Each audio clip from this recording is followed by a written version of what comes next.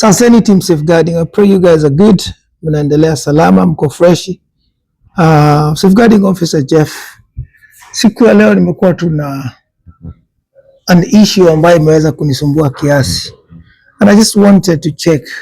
Ni kwa nini watu wanaona ni sawa ku attack Truth Watchdog?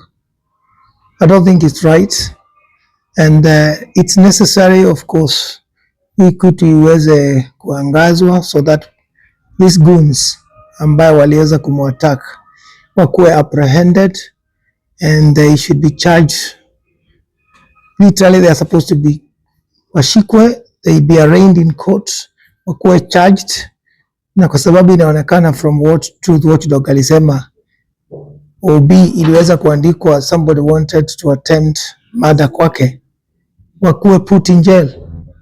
That's what's supposed to happen. Hii mambo ya kukuwa na watu ambaye they are doing all sort of crazy stuff, you know, in the community, in the neighborhood. The kind of lawlessness that is happening in our society is not acceptable. So I think it's about time goons kama hawa waweze kusakwa, waweze kushikwa na waweze kutiwa ndani. End of it.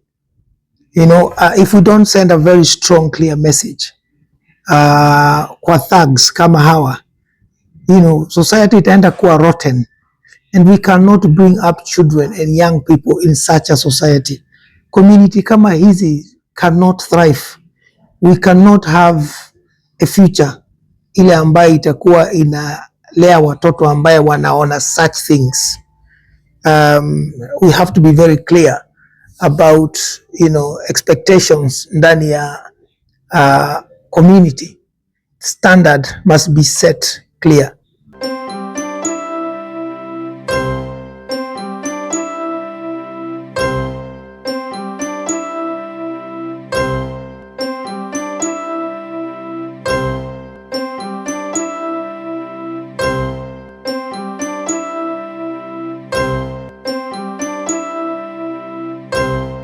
So I don't know, nimeweza kuona of course TWD vile amekuwa akielezea katika a few interviews here and there.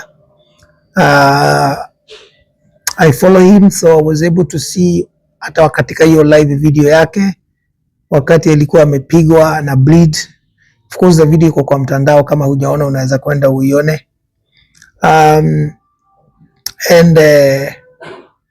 Therefore sio kitu ambaye, this is not acting. Ni kitu ambaye tuliweza kuona, na unaweza kuona mpaka saizi ameenda kwa Hussein, ameweza kuwekwa stitches, a few stitches. I believe it's on his left side of the face. Most time wakati anafanya video zake, of course he's doing the video himself like I'm doing this video, and because of that the camera will invert his image, itakuwa pande hii ingine. Kwa hivyo ukimuona utaona iko pande hii, but definitely ukiona ikiwa pande hii, kwa sababu kamera inageuza vile amekaa, amekuwa attacked on the left hand side. According to him, anasema ana mention jina ya ule mtu ambaye alimfanya attack. Thank you. Perfect. So yeah, it's sad. There's a few questions mimi ningependa kuuliza. If it is not true what Watchdog anasema, why attack him? Ni kwa nini uende ukajaribu kumuumiza, kumwangamiza, kumpiga, kumfanyia all sort of things kama whatever he is saying is not true? I'm not here to mention what happened because yeye mwenyewe ameangaza kwa his channel, kuna watu wamemuinterview, but maybe kuna mtu anaweza kuwa hajui Truth Watchdog ni nani. But Truth Watchdog is a guy ambaye alitokea quite some time, tumekuwa there for some times. Hata mimi mwenyewe sikuwa namjua, but sio lazima kila mtu ajue kila mtu yule ambaye kwa mtandao ama kwa content creation ama kwa news. Kuna news ambazo they do very well but people don't know them. People know, kama ni Kenya, people know Citizen, NTV, Nation Media, KBC, but kuna a lot of zingine mingi sana kama kina Kameme, kina Inoro, kina Chambo FM. Kuna a lot of news that people don't know. So sio lazima wewe ujue kila mtu.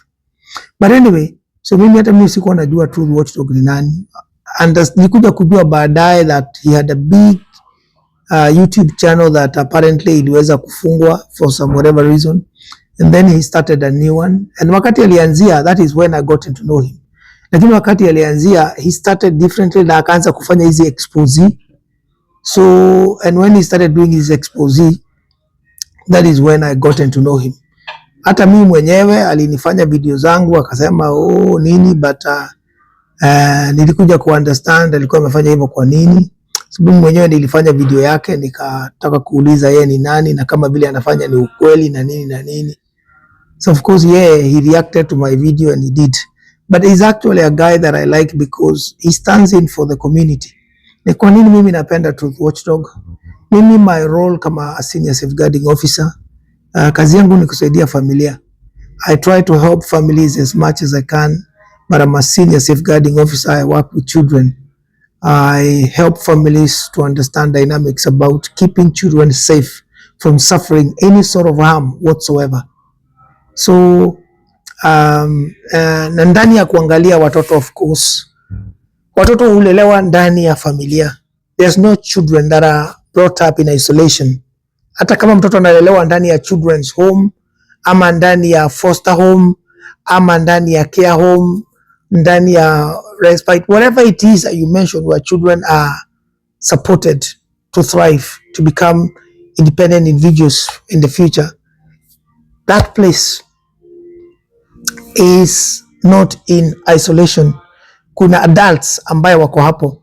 So you cannot separate children from the community. You cannot separate children from parents. You cannot separate children from carers, from guardians, from people who take care of them. Because children have to be taken care of by somebody, and those must be adults. So wakati tunaongea mambo ya watoto, we talk about mothers, we talk about fathers, we talk about grandparents, we talk about extended family, we talk about kindred, we talk about community. So and therefore such issues ambazo zinaleta shida, fujo na ghasia kwa mtandao na kwa familia, they affect families, and therefore we ought and we must talk about them because we must deal with them. Sababu if we don't, then unfortunately the way children grow and develop itakuwa affected by such things. So anyway, so Truth Watchdog alianza kufanya exposes za watu ambao wanafanya tabia mbaya kwa families, kwa mtandao, watu ambao wanajaribu kuibia watu, and unfortunately he started targeting content creators. And as bad as it sounds that content creators of the last couple of years wamekuwa na tabia chafu sana. And when I say content creators, sio wote, is a very few, a minute fraction of content creators. Millions and millions of content creators do fantastic work. They create awareness, they teach, they educate, they support, they do comedy, they do all sort of things, from prayers to teaching to education to all sort of work. But of course there's a few that of course want to make quick buck, and they want to fraud community, and they want to do all sort of things because they don't want to work hard. They want to reap where they have not sown. They want to have very easy money. And it's sad because unfortunately such individuals are there in our community. And that is what the big holy book says about wheat and tare growing together. You know, sad. Anyway, so the question is, Truth Watchdog aliweza kuwa ana expose content creators ambaye walikuwa wanachanga pesa, wanachangisha pesa fake. Yeah? They collect funds from public for fake reasons. Wanadai ya kwamba kuna mtoto ni mgonjwa pahali fulani, mtoto anatakikana 1 million aende India, sijui afanyiwe nini, Kenyatta Hospital, sijui Aga Khan, sijui hospitali gani. Tunataka kuchanga pesa za kidneys, tunataka kufanya nini, and this is all fake. It's planned, it's an acted scene. Wanalete mtoto akiwa sijui hospitali gani ambayo iko na kitanda moja na kiti moja, Some scenes that are dramatized to be like sort of in a hospital are actually done in somebody's bedroom. Some of the scenes are very poorly acted, that even a person that has never ever seen any acted scene can understand that this is a fake scene. You know, at least hata kama unajaribu kuibia watu, jipange kiasi. Jaribu kudanganya watu which you shouldn't be, but at least do a better job. Some of these, content creators, the way they lie to people, and this is what has been worrying Truth Watchdog, kwa sababu Kenyans and other people fall for things that even a blind person cannot fall for. They are blind, but they should be able to see, actually even in their blindness, that this is a lie. But for some strange reason, we have crazy people who are really out there supporting these fraudsters, supporting these people. And you can clearly see, you don't even need anybody to educate you, but you can clearly see that this is an acted scene. This is actually not true. This is a fake thing, but you still are out there and you are dishing out your underhand cash. You are also supporting these people. And the moment they see 20, 30, 40, 100 people supporting them, then everybody start to think and to believe they are actually telling the truth. There is something the court calls perverting the course of justice. Such individuals like you pervert the course of justice, because wewe unasaidia mtu kufikiria, unafanya mtu afikirie yeye, watu waanze kufikiria huyo mtu legit kwa sababu unamsupport. And of course there are people who are paid by these goons and these crazy individuals to act. They come there, they support, but they are actually paid actors. So when you are coming, you are genuine, you and you are clean self, you are thinking that you are a very good Samaritan, you're coming to help. You are finding 30 people that have been paid acting there, saying they are also helping, and then you join in. And when the 20, 30 or 40 of you join these 30, then the number becomes big. And that's how they start scamming people. So anyway, Truth Watchdog amekuwa attacked and is a shame, and my prayer is that this is my call. Ningependa kuuliza serikali ya Kenya and East Africa and anywhere else, lakini wacha niongee kuhusu Jumuiya ya Afrika Mashariki, East Africa, na sana sana ndani ya 254 Kenya. Kumekuwa na bad scammers ambaye sitaki kuwa mention majina. Mimi mwenyewe am a victim of house scammers, and to be honest, I give credit to Truth Watchdog, because mimi nilikuja kubelieve na kujua ni ukweli, even though I had my suspicion. A year before nikuje actually kukubali, kuna wakati nilikuwa nimefanya video moja ambayo sitaki kuelezea hapa, na nikasema huyu mtu, hii kitu ni kama acted scene, and I was attacked big time by the followers of that content creator. Nikaambiwa nini we nyamaza, nini, nikatukanwa sana kwa mtandao. That video has over 30,000 views za matusi. So, but that is what those people do. Wanakuanga armed. If they start seeing a small light coming out of any of their videos, they are always ready to attack that channel or any individual who is going to try and enlighten people. They come in their numbers to attack you, so that everybody can see that you are telling lies and they are right. But anyway, the question is, kama Truth Watchdog amekosea and he is not telling the truth, here is the deal. Wewe kama content creators, you can go to court and you can actually sue him for what we call defamation. Kwa nini hakuna mtu ametoa defamation akasema na kupeleka kotini niende niseme unaniharibia kazi yangu? Because you can sue him. The right way is not to attack somebody and try and kill somebody. The right way is to actually take him to court and sue him and let him pay damages for damaging your reputation and your company. You know, the things that we call libel cases and all these things. So they are there. But why are these people not going through the right channels? Why are these people not taking actions against TWD or Truth Watchdog is because what he's telling is the truth. They cannot stand the truth and they cannot go anywhere because they themselves are rogue. They themselves are doing wrong things and they cannot accept that whatever they are doing is not right. Therefore, the only way they can do ni kuattack mtu kwa vita.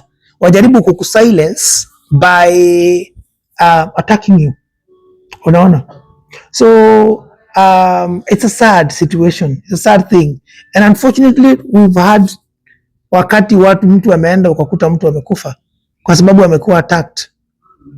Mtu anaweza kwenda ugonge mtu kwa kichwa hivyo, mgonge a wrong area, a wrong artery, that's it, and the person is gone. Then what? Then you go down for murder for what? Na hii ni kitu ambayo inajulikana ni nani wamefanya hivi.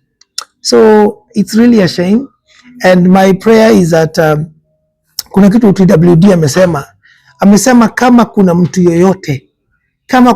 yoyote ambaye au watu wote wanafanya loyalty test, kama kuna mtu yoyote ambaye anajua akona guts, na hata mimi ninge second truth watchdog, kuna mtu yoyote ambaye anajua akona guts, ambaye anasema content creation ile ambaye anafanyanga ni ya ukweli, aende wafanye 1-to-1 na yeye, aende awaoneshe how family, all these people that you see people stars, wanasema they met them on the streets and they did loyalty test with them, it's all acted, it's all fake, there's nothing. Some of these acts that you see, they are saying that, oh, we've collected a body from such forest. When you look at the cars they are going there, they are using to get there, they are personal cars that cannot even protect a cockroach. If you are going to a murder scene, you should have police security and heavy, police presence.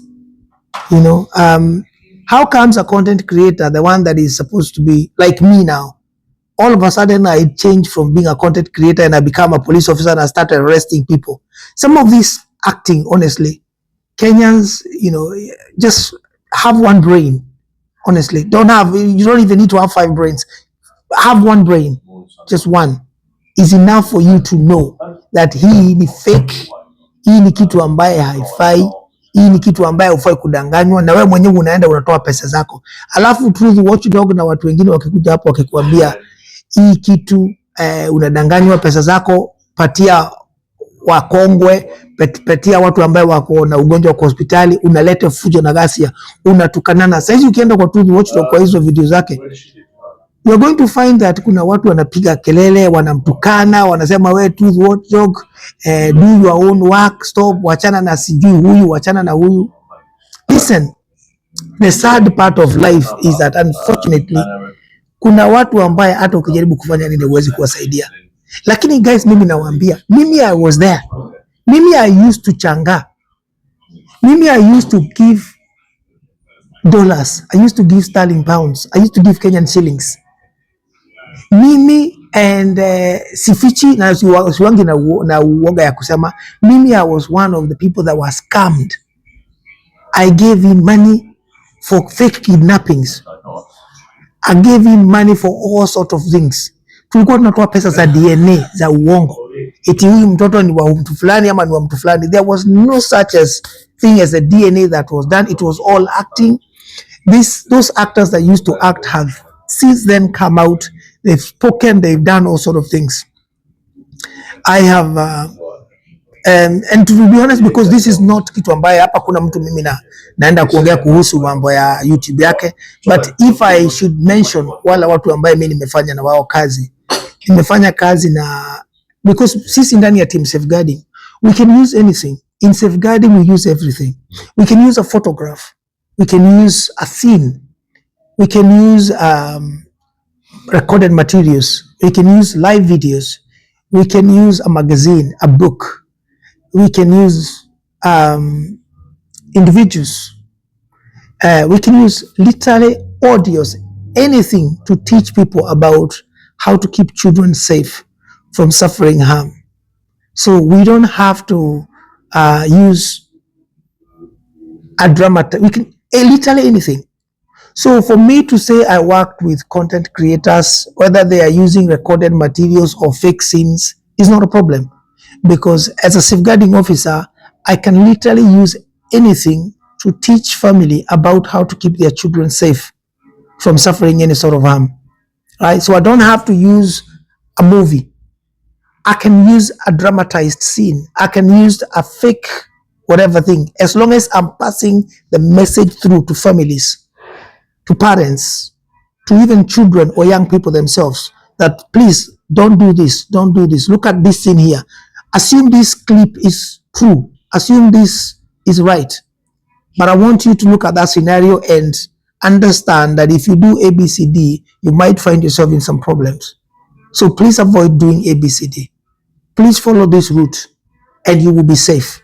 So I can literally use anything. So for that reason, I don't regret using content from content creators in Kenya and outside Kenya.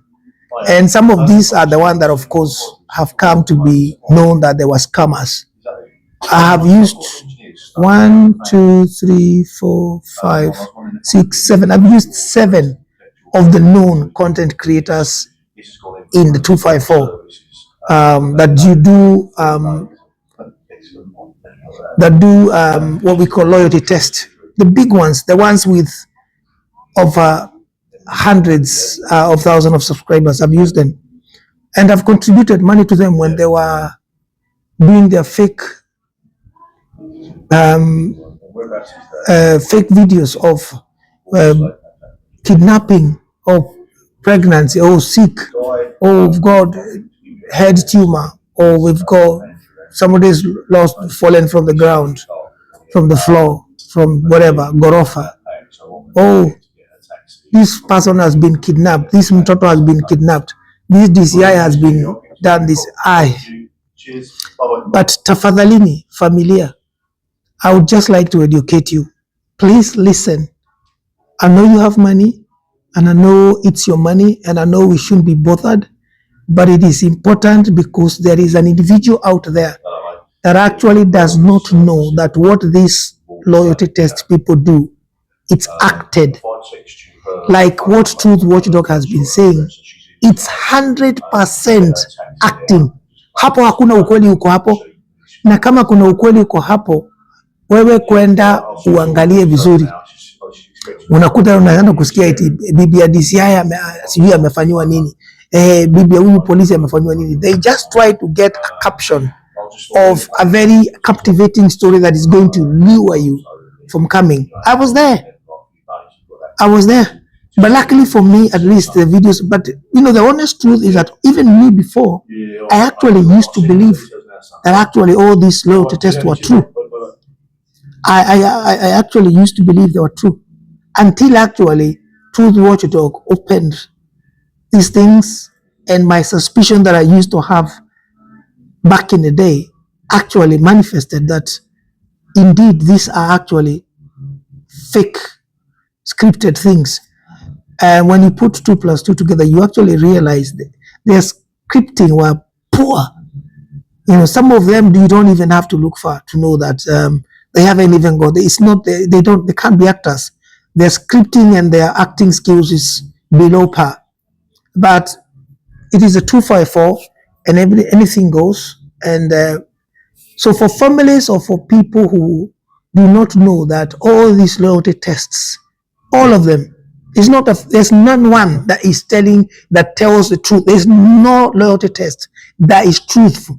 That they go out there in the public, they meet a couple, they start talking to a couple, and the couple opens up to them and tell them about their sex life, their married life, their business life, their children. No such individuals are there. It's all acted. You just collect some women from the streets, some man from the street, you offer them a couple of dollars, a couple of pounds, a couple of shillings, and you tell them this is what you're going to do, act like this, behave like husband and wife, behave like boyfriend and girlfriend, partners, and let us make this scene. Those people don't even know each other. They don't even know each other's name. Soon as that scene is left, this one will go to their place, this one will go to another one. They don't even know each other. That's it. And of course, for a series of scenes, then they get to meet regularly and continue and do a couple of scenes. But is not real. So what TWD is telling you is truth. So when you see him being attacked, he's being attacked because of truth. Because of truth. And hii kitu ina affect familia because kama vile TWD alikuwa anasema huyu mzee mambo yake ni kama ilikuwa inaharibika kwa familia yake, because unfortunately these people all they want is money.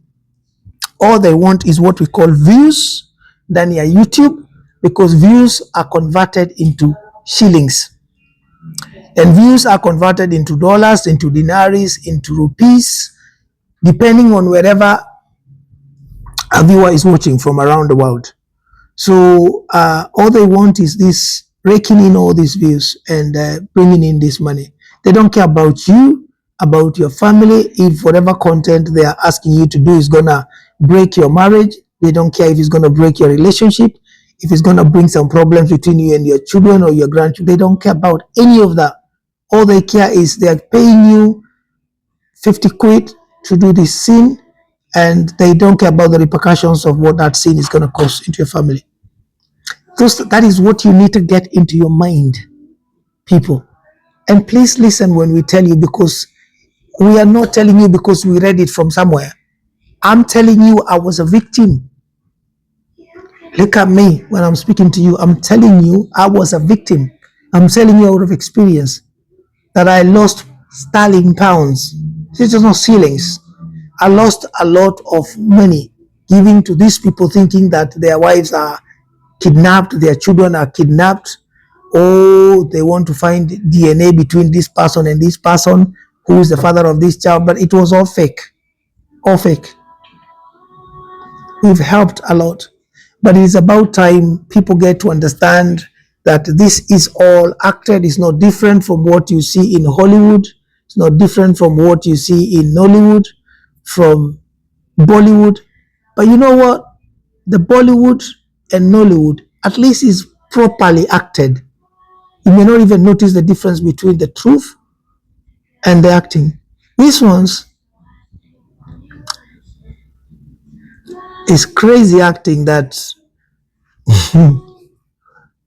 oh God. So people, please, endeleni kuombea Truth Watchdog. Truth Watchdog, my brother, I would pray that you exercise caution. Please do not just go into any sin. I know you are called in to go and help, and I know you have a heart of helping, but I want you to be careful, because these people know you do exposes. So I want you to know they will even fix a sin for you and try to trap you so that they can go and hurt you, because what they want to eliminate you, because they know you ruined how they make fake money. Therefore, if I were you, I would exercise a lot of caution. I would work with a team that can be able to help keep you safe. And I know you're a strong guy, and you said you used your knuckles and your fist, but I would not tell you to do that. I would tell you that safeguarding is about you putting measures in place to understand that you don't need to use your knuckles or your fist or kicks or whatever. You need to keep yourself safe, because it is in the midst of you trying to go and throw 1, 2, 3 things here that somebody is going to hit you somewhere, like the way they hit you with your tripod, and you lost consciousness. What if they would have killed you? So do what we call, I teach all the time about keep yourself safe, you yourself. Now what you're doing what we call child protection. You are now nursing your wounds. You have about 3 or 4 stitches in your head. That you're now trying to nurse wounds that you should not be nursing if you had protected yourself. And what do I always teach, including you? You help me understand that what I was thinking about fake things is correct. You brought that and you really showcased that, and I gotten to listen to you, and I actually know. And now I speak with you and I tell people with you that true, these are all fake. Now you need to listen to me. Keep yourself safe, Truth Watchdog. These people do not have the best interest of you. They want to eliminate you.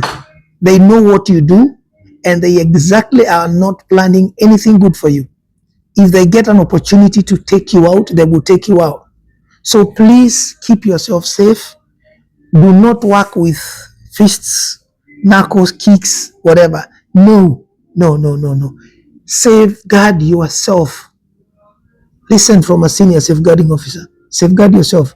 You don't have to get into with anybody. Talk. If somebody has a problem with the work that you're doing, let them take you to court. Let them call police on you. Let you be arrested, be arraigned in court, charged, and put to jail if you are doing something bad. But bet you nobody is going to do that, because we have seen, especially when these issues came up very quickly, everybody was talking about you and exposing them. Why did nobody, not even one, take you to court? Nobody complained about defamation. Why? Because it's the truth. So keep yourself safe, my brother. We still need you. We need you to continue educating families and communities that all these things are wrong, but we need you to do it safely. Yeah, TWD, skiza Officer Jeff. That's what I'm telling you. Because hawa watu wako pamoja. They are one. They know you talk about them. They know you are ruining their line of getting money. So watashikana wao. They go behind the closed doors. Wanaenda wanaongea. Tutume thugs, tutume goons, waenda wakafanya ABCD. So tafadhali take care of yourself. Let me speak to the Kenyan government. Mimi ningependa kuuliza the Kenyan government, tafadhali. Kenyan government, please. Tungependa a legislation ikuje through the parliament. Somebody help me. We need to bring a motion in parliament about content creation in Kenya and in terms of frauding Kenyans, because I don't think it's right. There's a lot of innocent families that are being frauded by this content creation through making fake funding claims. People are lying that this child is sick and they want 2 million Kenyan shillings to take this child, whatever, and yet there's no child that is sick anywhere. People are using sickness, people are using all sort of things to try and steal from people through frauding. So tungependa government tafadhali ichukue hii issue seriously and definitely iweze kuweka mikakati in place to ensure that people are not frauded. It was a funny thing. I'm a good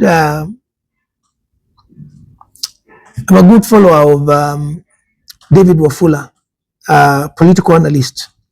And I was looking at his video yesterday where he was talking about Miguna. He was talking about the two sides of Miguna. He was saying that Miguna is a Kenyan Canadian that talks a lot in Kenya and tries to anajaribu ku piganisha Gen Z na nini na serikali na nini. But apparently David Wafula was saying akiwa Canada he behaves.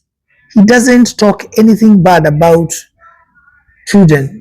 The Prime Minister of Canada haongei, leaders of Canada hawezi kuwaongelelea because there he will be put in jail, like in a split second atakuwa ndani ya jela. Lakini in Kenya he runs his mouth like a tap about Ruto, about Raila, about Uhuru, about everybody, because huko kind of he thinks that we are banana republic. So tafadhali mimi ningeuliza serikali iangalie hii mambo, iweze kujua ni lazima protect its citizen. Kuna watu ambaye genuinely they want to help, na wakiona mtoto anasemekana ameumia, akona kidney problems, akona nini, wanataka kusaidia, but they don't know this is a sin that has been acted. If you look at Karangu wa Muraya, the man of God, he doesn't do these acting things. Anaendaga kwa ground, and hata kwa barabara anaweza kusimama akutane na mama akona mtoto ambaye akona hivi na hivi, na anawaonesha ukweli. This is true. Huyu ndio huyu mtoto, huyu ndio huyu mama, tumchangieni hapa. See, these are the things that you need to look, difference between acted or scripted things and that is live. End of it. So ni hayo tu ningeuliza serikali ya Kenya, tafadhali, can legislations be put forward za kusaidia to protect innocent families, to protect citizens from being frauded, wamekuwa tumepitia through magumu sana.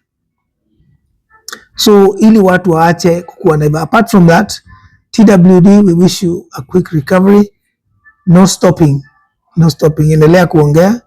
And definitely for you content creators out there that are lying to families, that are using children to do your content, fake content, shame on you.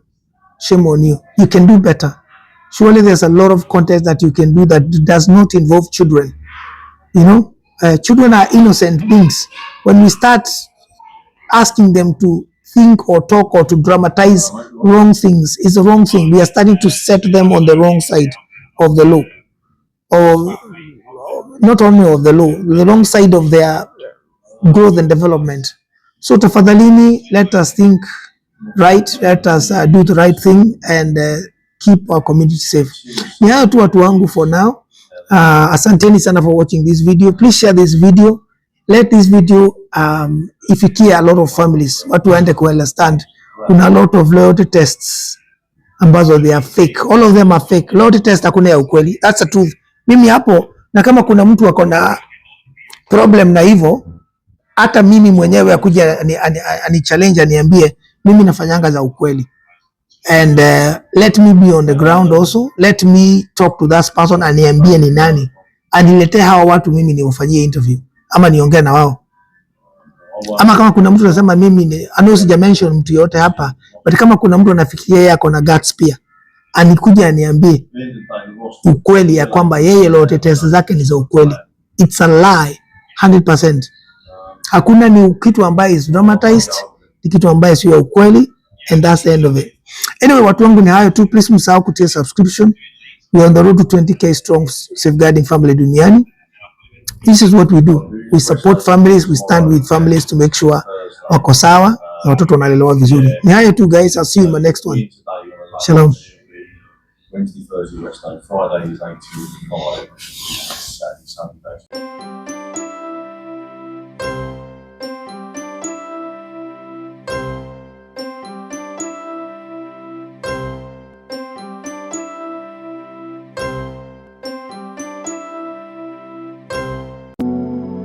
Thank you.